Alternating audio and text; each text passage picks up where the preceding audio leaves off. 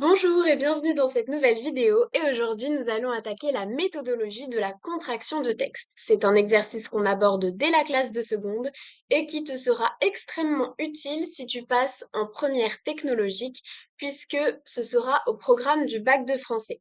En effet, au bac de français en série technologique, on a le choix à l'écrit entre un commentaire de texte ou alors un essai plus une contraction de texte. Alors, la vidéo sur l'essai est déjà disponible sur la chaîne, donc n'hésite pas à la regarder si tu ne sais pas exactement de quoi je parle. Mais aujourd'hui, nous allons parler de la contraction de texte. Et tout d'abord, qu'est-ce qu'une contraction de texte? Eh bien, c'est le fait de résumer un texte en respectant sa structure et son énonciation. L'énonciation, c'est-à-dire le temps verbal employé, la personne employée, etc. Je reviendrai là-dessus juste après. Donc, petit conseil, il faut partir du principe que l'auteur du texte, eh bien, c'est vous, et que vous devrez réécrire ce texte en moins de mots, sans changer votre manière de vous exprimer, mais en sélectionnant ce qui est le plus important et en le reformulant pour que ça prenne moins de mots. D'accord? Il ne faut pas réécrire le texte mot pour mot en supprimant simplement les passages les moins importants. Non, non, non, pas du tout. On reformule les idées les plus importantes avec une autre structure de phrase et des synonymes, et ça, c'est absolument incontournable.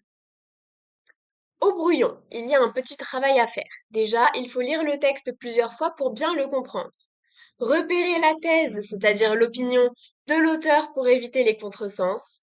Surligner ou souligner, comme vous préférez, les passages les plus importants et laisser de côté les moments qui ne vont pas être résumés puisqu'ils sont moins importants.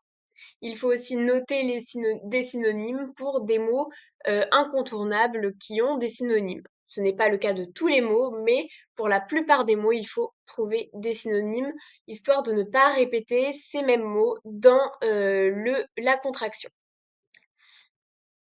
Il faut donc résumer le texte en supprimant ce qui ne sert à rien. Les énumérations, les répétitions, les trop nombreux exemples, les redites, les moments où l'auteur va s'écarter un petit peu du thème central, etc. Donc, dans le devoir, il faut repérer le temps verbal et la personne employée et les respecter tout au long de votre contraction de texte, tout au long de votre devoir. Évidemment, on repère aussi les idées les plus importantes en les résumant et les reformulant. Alors, ces idées les plus importantes peuvent être des arguments, des exemples, la thèse de l'auteur, etc. Et j'insiste là-dessus, il faut les reformuler avec vos propres mots. Comme je l'ai déjà dit, on emploie des synonymes sauf pour les mots qui n'ont pas de synonyme. Et enfin, une fois mon travail de contraction terminé, je n'oublie pas de compter le nombre de mots que contient mon devoir et de l'écrire à la fin de celui-ci. Il faut savoir que j'ai le droit à une marge de plus 10%, moins 10% par rapport au nombre de mots qui est indiqué. Et voilà, ce cours est terminé. J'espère qu'il vous aura plu et je vous dis à très bientôt.